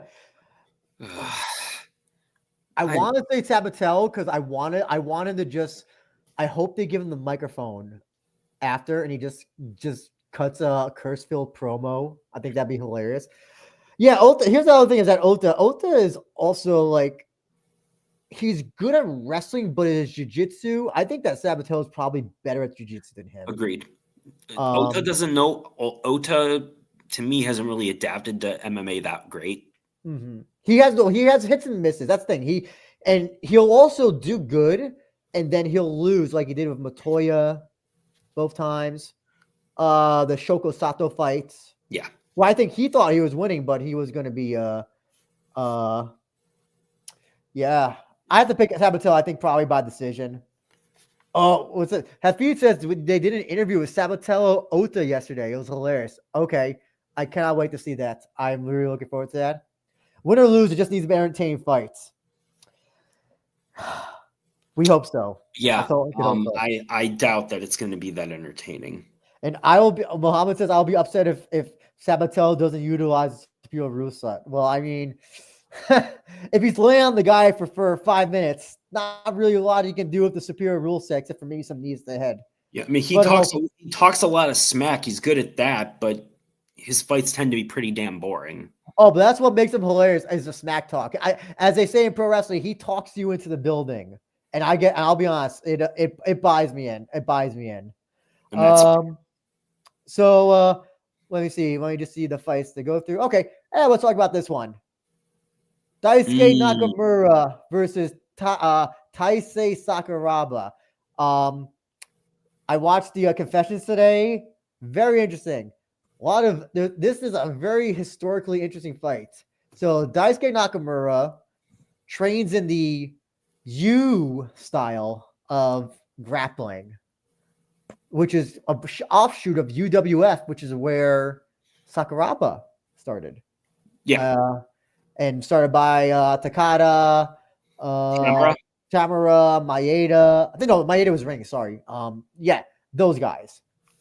And now he's taking on the son of the guy from that old style of pro wrestling hybrid MMA shoot stuff. Now, also keep in mind, this is at a higher weight class. Not that Nakamura hasn't done fights at higher weight classes, but it's been a while, I think. And I think he's coming off what? He's on a 6-fight losing streak. He's on an absurd 6. Remember when he was on that winning streak, and we were like, "Oh my god, this guy's gonna get a title shot soon," and he started losing like badly. Yeah, yeah, and Sakuraba started. Yeah, it was UWFI, then Kingdom, I think it was, then started then Pride, right?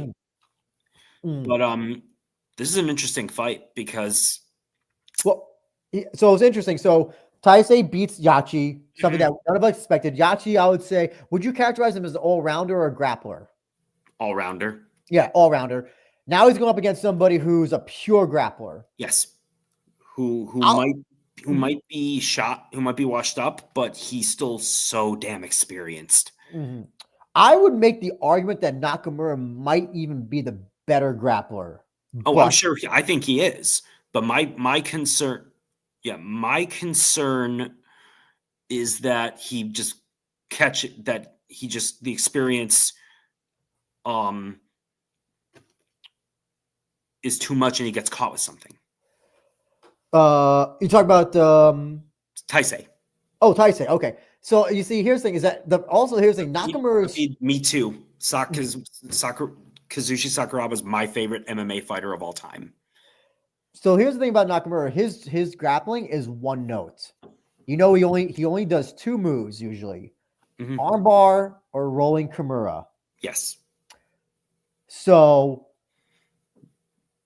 I have to believe that Taisei is not going to fall for that. Taisei has good grappling. He's not. I would never. But if you like put up against like Satoshi or something, I think Satoshi wipes the floor with with grappling. Yeah, I mean, of course. But Taisei also, I'm sure, is not going to fall. He knows how to defend against that stuff. Yes, you would think. Yeah, and at one point, I might have said that Nakamura was even the better striker, but I think Taisei might actually be. He might be, and then the other concern I would have is what's Nakamura's chin like? Yeah. I think Nakamura's chin's gone. He's been losing fights pretty soundly. Okay. Pretty badly. Has he been being outstruck? He still fights with his hands down, chin out. It's the same he's been doing for 20 years at this point. Mm-hmm. Has it been 20 years? It has. I think he fought in Pride, actually. He may have had like one or two fights in Pride. I don't think maybe near the end. Give me a second. Now this is gonna bother me. Hafid says Taisei by knee bar. Interesting. So, I don't think Taisei is going to be able to catch him with a submission. I think he's going to finish him with strikes. Mm-hmm. While I would love to see Daisuke get a win, unfortunately, I think did Sakuraba and Nakamura have a fight before? I don't think they had. Sakuraba and Nakamura, no, they didn't. Okay. Sakuraba and Tamura fought. Okay, yes, I know. Like 2008. Remember they had that tag team grappling match? Yes, with Vanderlei and Tokoro, I think it was. Yes. Oh my God. Okay, and I have it right here.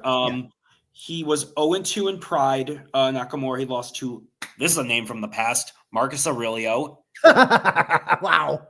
And then he beat by submission Seiichi Ikemoto. Okay, no idea. He fought in Dream as well. Okay, yeah, I know. We all know he fought in Dream. But I was like, wow, that had to be near the end of Pride. It what?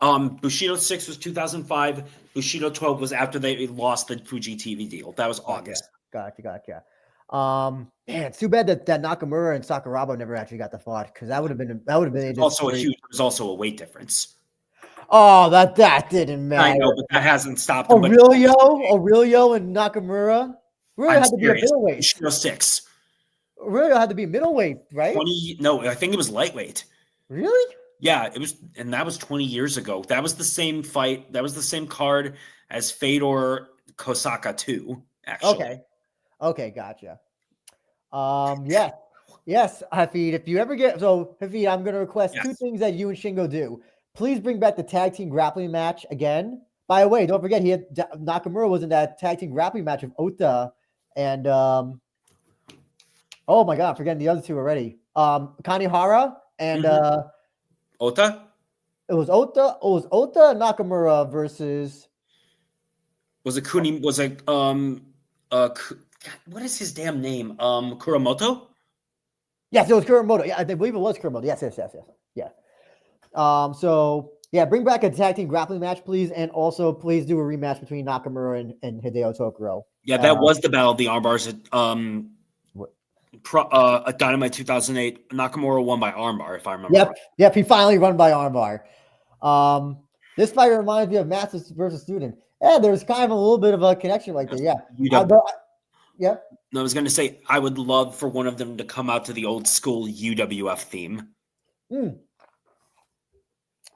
I'm trying to think who would be more worthy of that. Would it be Nakamura or would it be Sakuraba? Yes, it would be the one. No, Sakuraba has to come out to his dad's song all the time, I think. Yeah. And then have Nakamura come out, or maybe have him come out to Tamara's.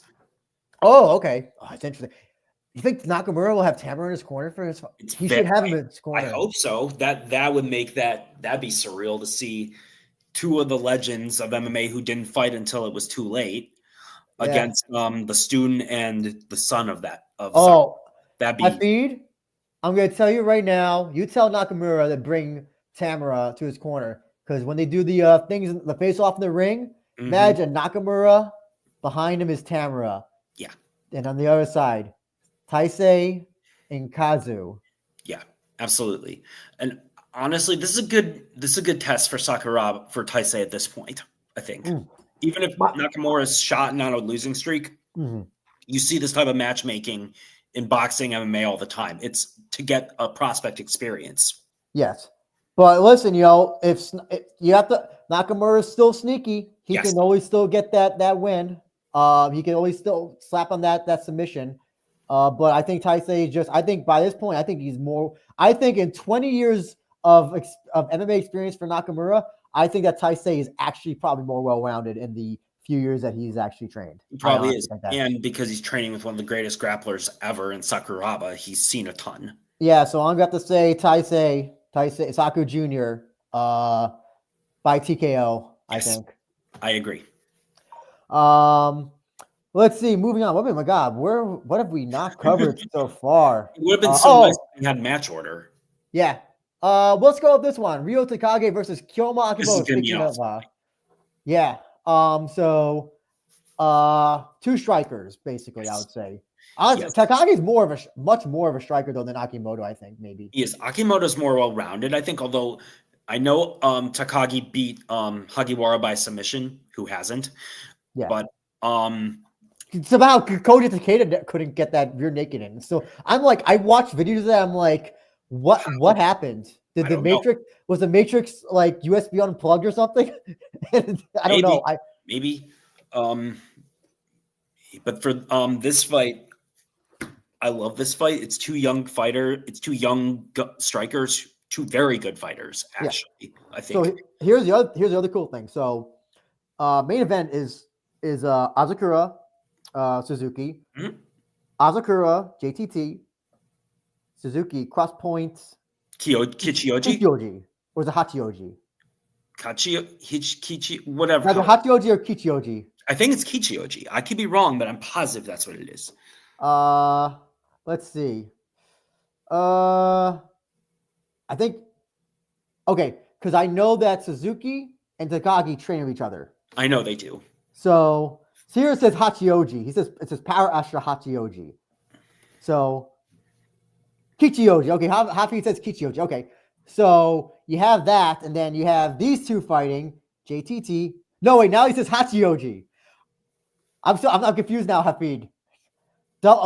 Say it again, whichever one it is, and I'll trust that's the right answer. As Hafid says, Takagi Akimoto is going to be epic. Both strikers, both fast, both hit hard, both young, both prospects. Okay, crosspoint Kichioji. That's what I thought. Okay, yeah. So you kind of have a mirror of the main event. Yes, and then because in addition, Takagi, right-hander, and I think, he's a southpaw. Akimoto is a southpaw. Yeah. Yeah. So and I think Akimoto is a little bit taller and rangier. But also this is at featherweight. Yes, keep in mind. Where he's not cutting as much. Well, and where he's not cutting as much weight. Yeah. I don't know if he was compromised in the Yuki Matoya fight, but with him, the going up and down in weight is not good. Yeah, especially that fight was New Year's Eve, right? Yes. Okay, so that's some time. Plus, he's young. Right. He can get away with it. At some point, I've seen fighters botch weight cuts and be completely done. Random tangent, brief tangent. Did you know that I got asked to do a fight at 125 after my fight at 135, and I was like, "Are you paying me?" So yeah, no. So yeah, that happens all the time with fights. But probably better that he's at 145. I think 145 should probably where he sticks at for the time being. Yes. Until he gets to until he has to face, like, I guess maybe you could say UFC level competition, then maybe start cutting. Yeah. I think 145 though is a good weight class for Mr. Akimoto. But I think Takagi's a UFC level striker already. That's I think he's won all of his fights by knockout, by finish, I believe, right? He has. I would say Akimoto's the better technician. Yeah. But I think Takagi is going to come. Wrong real Takagi, excuse me. Sorry. Wrong one. Sorry, the bad one. Sorry about that. Okay, here he is. My one problem with Takagi, and now granted, this was against Victor Kolesnik, who is just tricky in general. I don't know where he's gone, but he was tentative in that fight, but he's been more aggressive in recent fights. He's going to have to. I was also at lightweight, by the way. He went up a weight class for that fight. Okay. Yeah. So he's not his natural weight. Got it. Yeah. I would say that he's going to have to be aggressive, but intelligent pressure, because Kiyoma Akimoto is a phenomenal counterpuncher. Mm-hmm. And if he's just reckless, Akimoto's going to tear him apart. I don't know. He's got a good chin, though. He's got a good chin on him. I'm saying, like, his count, like, he's going to get, if he's not careful, he's going to be countered to hell. Okay. Gotcha. I see. I guess it's possible. I mean, do you see Akimoto maybe grappling at all? Or do you think these two are just going to keep it standing? I think if he's hurt, yes. But I think both of these guys are going to keep it standing. I'm going to go with Akimoto by late round knockout. See, here's the thing. I think that Takagi's got more power. I think he's got that one punch knockout power. When you see like the thing he did with Taisei, that was kind of Taisei's fault as well, doing the jumping thing. Wrong fight. Yeah. Again, look at this. They're all in the first round, by the way. All but one is in the first round. Mm-hmm. So I think he's got more of that fuck you power, as they say. And yeah, I think that recklessness, the lack of technicality will favor him in this fight. More so than Akimoto. You can only counter. See, here's the thing: you can counter punch so often until you actually get hits. Yeah, you can. But I also think Akimoto punches hard enough where he can knock him out with one shot if Takagi comes in recklessly. Oh, I think Takagi's got a better chin. This will be a good test for Akimoto's chin. Yes. Absolutely. Yes. But this is sorry. This guy has hands of concrete. Takagi. Hands of stone, like Roberto Duran. Hands of stone. That was what I was trying to think. I was like, what hard material was hands of stone? So yeah, I'm gonna have to go with Takagi though. I'm gonna say second round KO. Okay. I'm gonna go Akimoto third round knockout. Even though it's not his weight class, it would be a crazy fight: Takagi versus Saika from Pancras. That's right, and Saika just won, and he wants to come back to RIZIN. Yeah, and that would be he's improved. I would like to see him back. Do you think Saika could make featherweight? I feel like he could. If he could, he'd be better there than at lightweight. Isn't it? Yeah. Oh man, and that's another guy who's knocked out everybody that he's faced. Mm-hmm. Yes. So, oh yeah, I know what fight we can cover next. Excuse me. Well, where is it? Where is it? Okay, I'll just say it right now. Fight Kyohei Hagiwara versus Taisei Nishitani, who's also making his return after retiring. Yep, retiring. I guess being a fisherman or a construction worker in Okinawa. I'm sorry, Okayama. Wasn't panning out. So apparently he said though that he returned because the whole thing. He had to fight with Dark Shirakawa and bring down, beat Dark Shirakawa. Yeah. I think he broke Shirakawa's leg in that match. If I'm I didn't see it, but that's probably right. And so he's like, I got the fire back in me. Mikuru's fighting at the Dome. I want to fight alongside Mikuru. Mikuru's, just Adam Sandler, Hulk Hogan. He always gets his friends jobs. So hey, can't knock a guy for doing that for his friends. Cronyism. I wouldn't say cronyism. Cronyism is a little bit more nefarious. But anyway, taking on a familiar guy. It's the Hulk Hogan Brutus Beefcake special. Yeah. Anyway, taking on Hagiwara. Cool little story here because Kyohei Hagiwara and Mikuru had their fight, which Mikuru won. Yada yada yada. Hagiwara wanted Mikuru for the dome, but he didn't get it. He was pissed off, so he's getting Nishitani. He's getting Mikuru's little helper. Yeah. I have no faith in Nishitani actually winning this. I don't think he has a good chin. I mean, could he possibly decide to just lay on Hagiwara for 3 rounds? Sure. Anybody could do that. But I think he's going to get a hard uppercut by Hagiwara. He's going to be knocked out cold. Yeah, I agree. I think Hagiwara, I don't think his grappling is nearly good enough to finish Hagiwara as bad as his is. And I think Hagiwara will just knock him out in the first round. Yeah. I don't even there's not much to say about this. Yeah, really. That's how I think. And then, yeah, I mean, do you think Hagiwara should have been the one to face Mikuru or no? What was that? Repeat yourself. Oh, sorry. Do you think that Hagiwara should have been the one to face Mikuru over Chihiro? Yeah, I do. I thought that it would have been a safer opponent for Mikuru. That's what it boils down to. So yeah, not much to say about that fight. However, this fight, I have a lot to say, and I cannot wait for it. I think I've already made it obvious. Kouzi versus Sina. We'll get into the heavyweight stuff right after in the presumed main event co-main. Mm-hmm. I absolutely love this fight. This fight is absolutely going to get the fucking banner up for it. Yes, Freak Show fight of the century. I love it. Freak Show? I am so Freak Show, sorry. Freak Show of the I'm kidding, Andrew. Kobe did says Kyle Aguan could have hold down Hagiwara. Thankfully, we don't have to worry about Aguan anymore. Well, you never know. He may come back. Never know. But yes, Kouzi versus Sina. Boxing rules.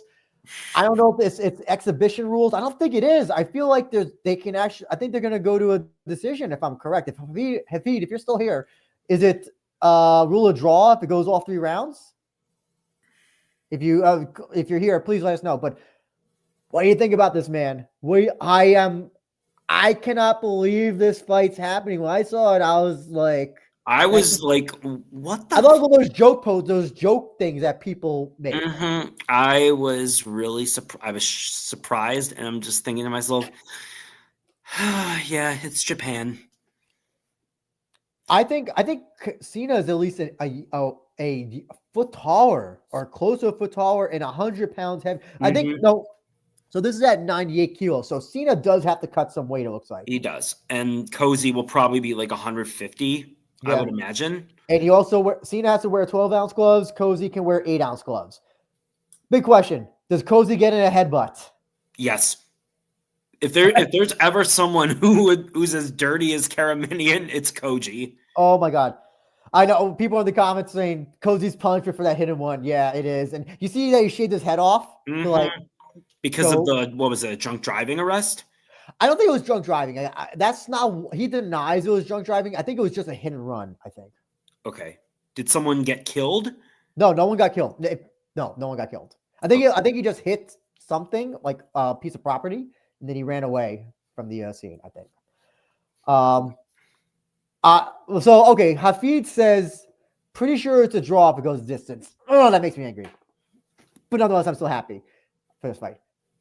I mean, how do you think this fight's gonna go, man? I am like, I wish more people were talking about this because this is the shit that like will get casuals interested.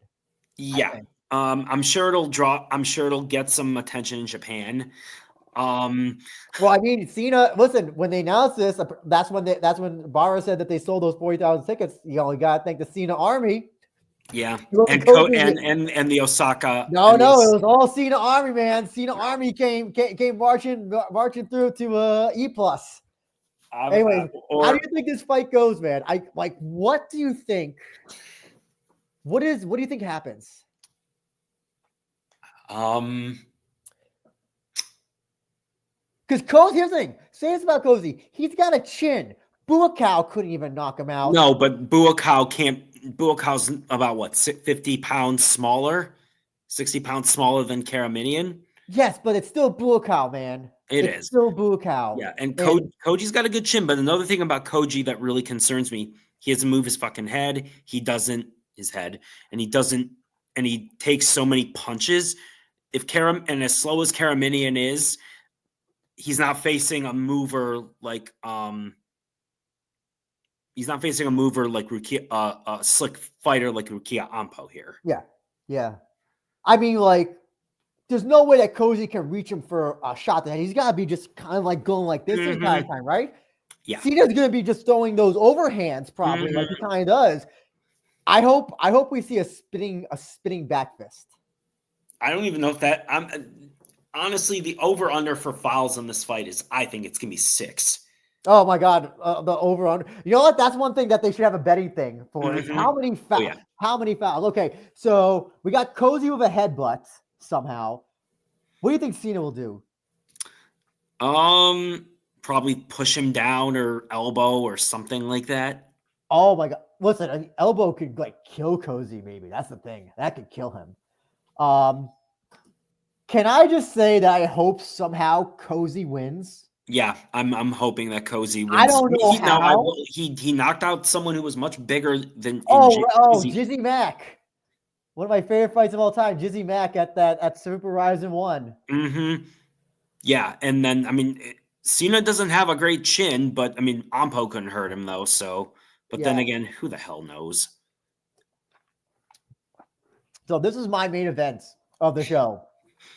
Fuck Mikuru and Chihiro. We can get that anytime. This is gold. This is fucking gold. And if this was one, I would pay $100 just for this one fight. Listen, I hope Kouzi fucking wins, man. I don't know how. I just hope that Kouzi somehow just like gets that giant killer kind of. I actually more Anpo kind of has it because he fought Sudario and he fought Sina, beat Sina. So man, like, imagine if this leads to a Kouzi Anpo match. I know they should have booked Buakaw versus Sina. Holy fuck!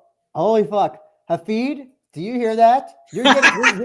You're getting great ideas for Sina for the rest of 2025 and maybe 2026 RIZIN. Forget Satari versus Sina. We don't want that. Let's bring Buakaw back for Sina, please. Or better yet, to redeem himself, have Sina Karimian face Minoru Kamira. I was just thinking that too, man. I just thought that too. Oh my God. So yeah. Okay.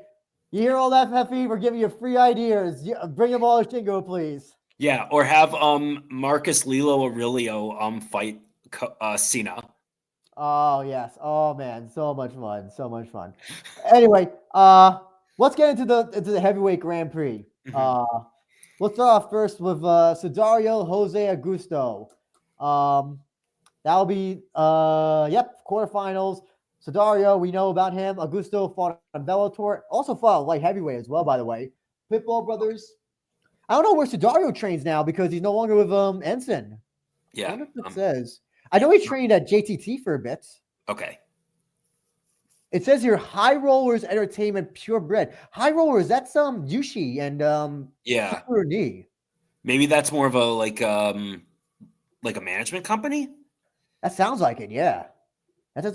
Okay. Okay. I thought he was kind of doing like JTT a little bit. Okay. Fine. Okay. Sure. What was I gonna say? Oh yeah. So I will just start off, but I want to preface this. This is heavyweight, so anybody could get knocked out. Yes. So knockout is highly likely for a lot of these fighters. Barring that, Sudario, Augusto, who do you pick for this? I'm gonna go with Sudario. Really?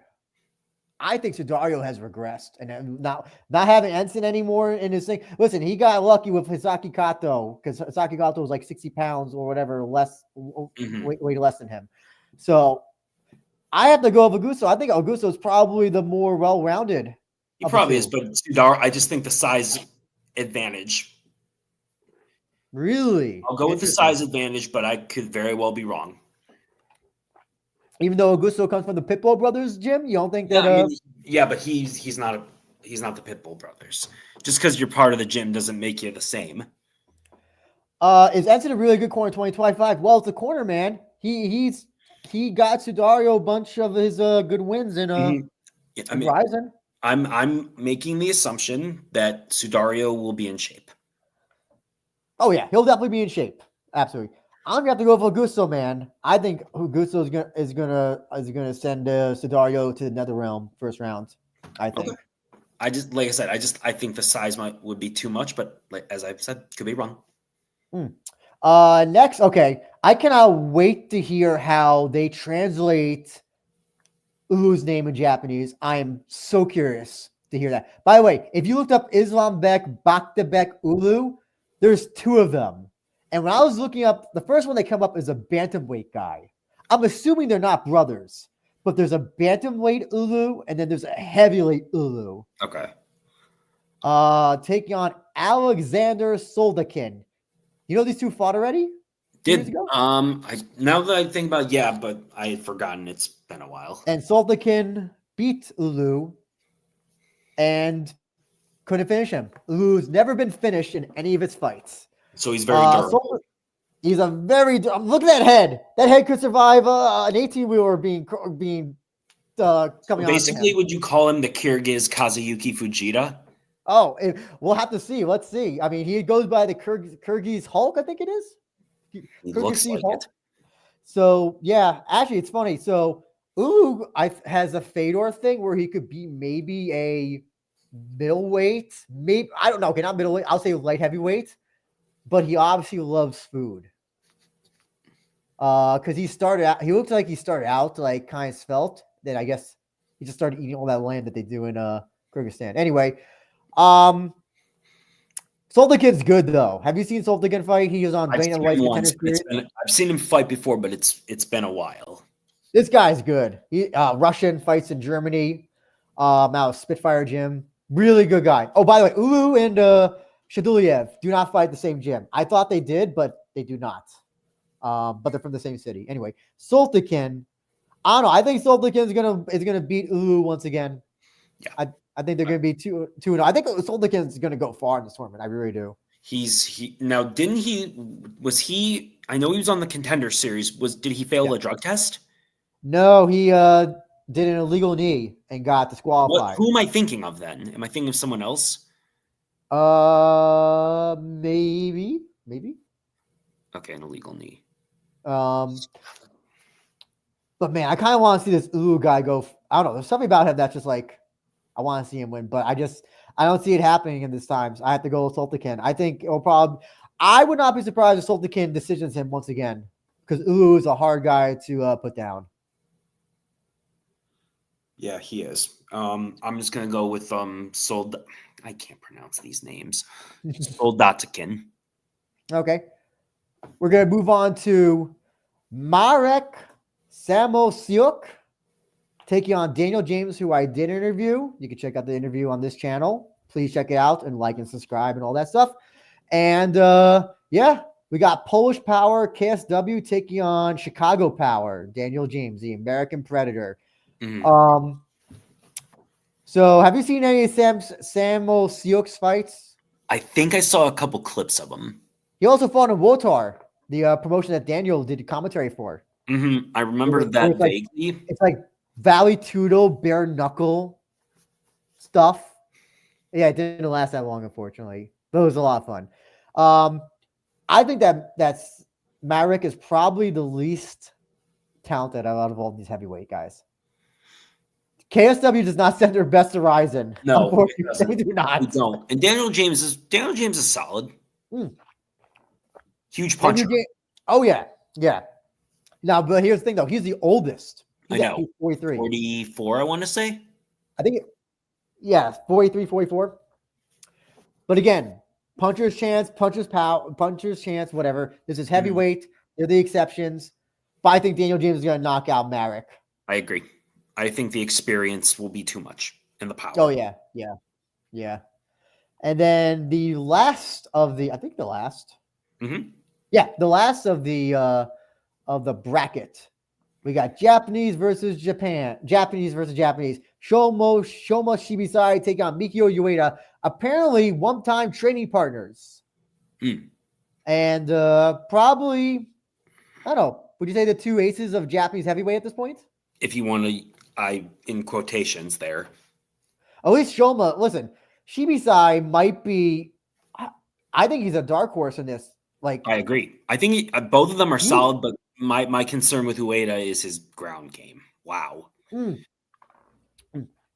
I'm Shibisai, I watched that Kowal fight that he had with Ueda and study that 1,000 times and be like, okay, I can beat this guy on the ground. Yes. But Ueda's got that karate striking, man. That and you can get that knee up so high, man. Shibisai tries for a takedown, boom, knee to chin. Yeah, and the other thing is that Ueda beating Tay and Kim was really impressive. Yes. Oh yeah. Well, and also it was a comeback win as well. It was. Kind of. It was. And Ueda, they trained together the morning of the presser. Where were they matched up against? That's interesting. I did not know that. I thought they trained together. You would think that they would put like a rematch with Ueda and Sudario. Yeah. Supposedly it was apparently a random. You saw Sakaki Bar's face when those two, like when he brought out the two things. He was like, "Uh-oh." So yeah, I don't think we're gonna get. Remember that PFL fight where those two fighters from the same training camp like did nothing? I don't think we're gonna get that. I do think these two will fight each other. I'm gonna go with Shibisai by submission. The grappling. Ueda's grappling is garbage. Yeah. And unless he's improved immensely in less than a year, Shibisai is very good on the ground. Even improving, like Shibisai heel hooks guys. Yes. I can't, like that is such a rare thing at heavyweight and even just in MMA in general. Yeah, it is. He's like 2 heel hooks to his win. I wish he'd be more active. I wish he'd be more active too. But I don't know why. Hafid, is there a reason why he's not so active? Does he get injured a lot? Thank you so much, Isha. Appreciate it. Love Isha. So yeah, I wish Shibisai would fight more often. Yeah, I'm gonna pick Shibisai too by submission. And man, listen, imagine the fights that we get with him. You know, if he goes forward, man. Imagine versus Shibisai. That's my dream fight. Not really, but anyway, we're gonna go on to. It's a solid tournament. It's better than you would think. Oh yeah, I think so. Listen, the worst thing. JK says, ACL injury. Interesting. Who? Okay, I didn't know that. Who? Shibisai. Okay. That's what. Yeah, he got all last year. Okay. Yeah, because ACLs. Oh, damn, that's especially if you're heavyweight and he's older. He's what, 34, 35 now? Yeah, but also heavier. So that means surgery is even harder for a guy like that. Yeah. So the co-main event, presumed co-main event, Mikuru versus Chihiro. What are your thoughts on this, Mike? This is the one. This is for all the marbles, as they say. To me, this is save your career. Loser is on a 3-fight losing streak. I think Chihiro's on a losing streak.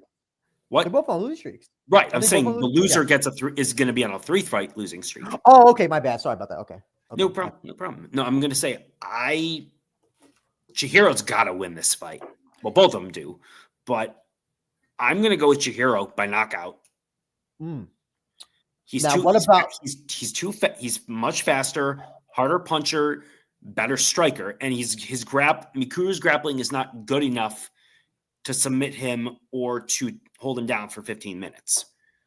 But what about the what do you think about that Chihiro? Okay, so during the fight with Baktybek, Chihiro got his nose broken, maybe even got a leg injury as well. He claims he's well now, that he's healed up. How long ago was that? That's 5 weeks ago, maybe? Yeah. 6 weeks ago? Yes. And then when did they announce the fight for this? They announced this fight. That's about 2 weeks ago, right? okay, is that enough time, man? I don't That's a know. tough turnaround. We saw what happened with don't- Michael. Remember what happened with Michael Bisping and the fat guy, Kevin, whatever, Kelvin Gastelum. Gastelum?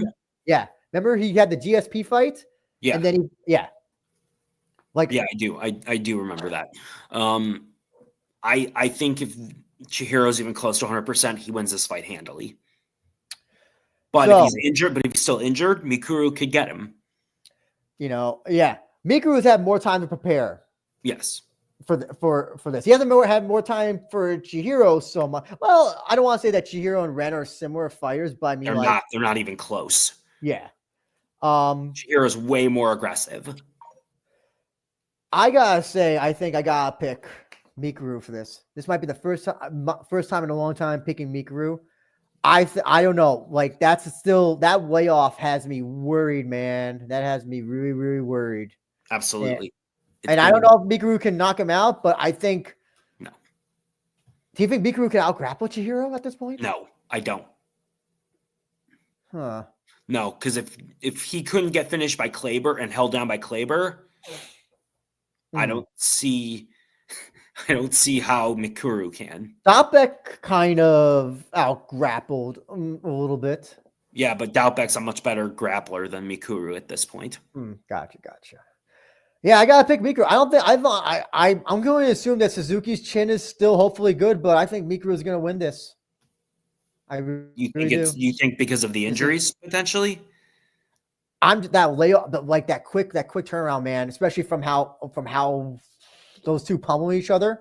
Mm-hmm. Like Suzuki may not get knocked out, but he definitely was more of a chance of being rocked. Yeah.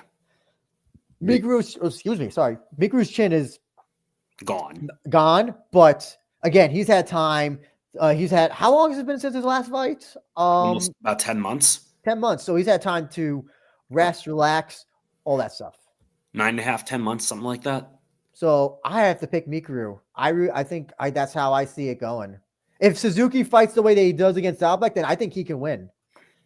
But if Mikuru should be smart and be like, okay, I'm not going to fall into that type of fight. Let Suzuki just throw hands. That's the thing. Suzuki will throw stuff. It doesn't always land, but he's throwing stuff. Just wait for that. Yeah, you're surprised. I'm surprised too, but I'm just like you're skeptical. I can't. It's that layoff that has me worried. It's that quick turnaround that has me worried. Mm-hmm. One time Mikuru was great. I would say that maybe could have knocked out Suzuki. I don't know at this point, but he can. I think he still has a better chance of winning. We'll see. So main event. Kleber Koike champion defending against Razhabali Shaydullaev. So excited. What do you think about this, man? Awesome fight. I wish this could be the first fight against my fall asleep. But I know it can't be. I don't know. I don't know who to pick, honestly. But I'm leaning towards Shaydullaev. But Kleber's so damn good on the ground and so good at getting people into his world. Everybody in the chat, I want to hear who you pick, Shaydullaev or Kleber. I know, man. It's like, but Shaydullaev is so good, but man, he tries to take down Kleber, he could get choked out. Yes, it's just like or heel hooked or something like that. It's literally. I would keep the fight standing. But who you think Shaydullaev can win standing? I do. Kleber's striking has gotten good though. It's gotten good since his time. It's good enough to where he can get people down. Yeah. He always in fairness, he's never been knocked out, TKO'd, and he held his own against Chihiro in their last fight. He did. He really did. Yeah. Yeah, I mean, he's like I said, but Shaydullaev, I think, is just so much faster that's gonna be a problem. But if it goes to the ground, scrambles and all that, anything can happen. By the way, there is a way to beat Kleber on the ground, and Mateusz Gamrot, now in UFC, and Kanehara did it perfectly. You just pass his guard and get the side mounts. Yes. And then you mount them. That's how you beat him. I know that sounds strange, but Kleber is a guard player. I was talking to another guy who thinks that Kleber's going to pull guard on him. Could very well. He might try to do what he did against Mikuru and Ushiku in their fights. Ah, God, like, is Komede says Shad, JNK says Kleber. Did you say Shad? Shaydullaev, yes. Yeah. I picked Shad in some poll as well, but like, it's incredibly Shad high. He could win 4 minutes of a round. Yes. And then he makes one clerical error, and then he gets choked out. So go ahead, Mike. He can win 14 minutes and 59 seconds of the fight. He can get submitted. That's how dangerous Kleber is. Do you think Shaydullaev striking against Kubo helped? Did that tell you, like, okay, this? Because here's the thing, everything. It's been the narrative that Shaydullaev striking is defense is his weakness. I don't think he has to worry about that at this point. I think we talked. Did we talk about that? I think we did. But yeah. Shaydullaev striking was sharp against Kubo. Yeah. So, and he's had time to prepare, so he'll be 100% like Kleber will. Yeah, I think Shaydullaev is going to take it. Do you think he continues that finishing streak in the first or second round? No, but I think he can finish Kleber in the third. I don't think he'll finish him, but he can. Oh, you think this will go to a decision? You think this will be Shaydullaev first? Wow. I do. How crazy would it be if Shaydullaev submitted Kleber? It'd be crazy, but it's not out of the realm of possibility. Oh God, I think I'm gonna have to pick Shaydullaev as well. I want to pick Kleber. Yeah, because every time I picked against him, he's won. Every time I picked for him, he's lost. So it's kind of like the opposite of CJ, who same thing with Satoshi. Oh man, I'm gonna say Shaydullaev. I think his striking will be the deciding factor in this. I think he can maybe take down Kleber and not worry about. I think he could take him down in a way that will be safe, where he doesn't have to worry about being submitted. Reaper Jones, 2D TV is going through a lot right now. It's too much to get into, but if you're in the Discord, we can chat about it. I'm gonna say Shaydullaev, TKO second round. This is a great test. Yes, it is. When I saw this fight, I was like, okay, this is as Tony Khan said, this is for the sickos. This fight is for the sickos like me. It's a phenomenal fight, and it shows that RIZIN can deliver high-level fights as well. Yes. Props to you, Hafid and Shingo, for making this fight, because this is gonna be great. It's gonna be so good. Watch is like one of the most boring fights of the years. Watch is they're just staring at each other for 3 There rounds. are fights where the drama carries it more than the actual action. I know. But like, I've been following Shaydullaev for a while, and I'm like, this guy's good. This guy has something. And now that he's in RIZIN, he can show that off in the main event. Oh, it's gonna be so good. I think. Mohammed says Shaydullaev by a buck. Before we go though, before you finish this podcast up, I gotta just remind you. Our sponsor, Shroom Bars. Go to eatshroom.com. Use code WAR, 25% off your first order. These bars are healthy protein bars that can help you in your workout. If you want to have a snack, or if you want them to be dinner, that's fine as well. And they got cordyceps, lion's mane, turkey tail. Only good stuff in them. No shitty ingredients. And again, if you use the code WAR at checkout, you are helping the podcast, because that tells you, you watch a podcast and you'll buy stuff that the podcast is getting sponsored by. So you help us up. I'll be indebtedly grateful to you for doing that. Don't think you have a combined. Yes. Well, Shaydullaev has 100%. Koike's, so it is about 90%. Yeah. Apologize that this show went on for so long, because there was 20 fucking fights, unfortunately. So, but before we go, Mike, I want to give you an opportunity to say which 3 fights of these 20 fights are you looking forward to the most? Koike Shaydullaev, Hiroya Shinotsuka, Dotson Soyotaka. Okay, I was gonna say, which of the heavyweight fights are you looking forward to, if there's one? Grand Prix. Ueda versus Shibisai. Okay.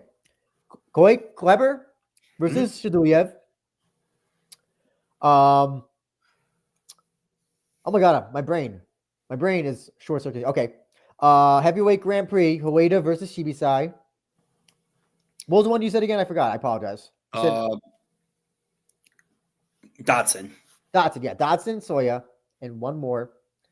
Sina versus Kouzi. I'm sorry. That's a people's main event, as people say. And hopefully you'll be on RIZIN.TV. Please work it out, Hafid and Shingo, whatever T's you got across and all that stuff. So hopefully RIZIN.TV. That's the point. Mike, people can't reach you on social media, but where else can they reach you? In the Discord, at How Creative, Mike S. Yeah. And thank you for saying it. Discord, RIZIN FF. Please join everybody. We're a good bunch of people for the most part, except J Wolf. Just kidding. No, J Wolf's great. And speaking of J Wolf, follow him at JYolf1 at Twitter. You can also follow my buddy J. Krish Gary on his Twitter at J. Krish Gary and follow his stuff. He's doing a preview show this Thursday, Linktree on Focus Fights, and you can see all the Focus Fights stuff there.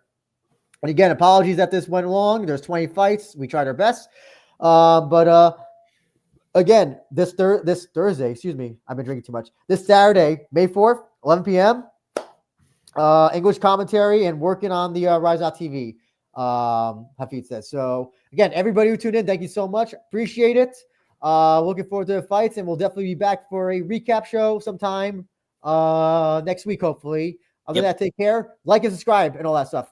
Appreciate it, everybody. Take care. Later.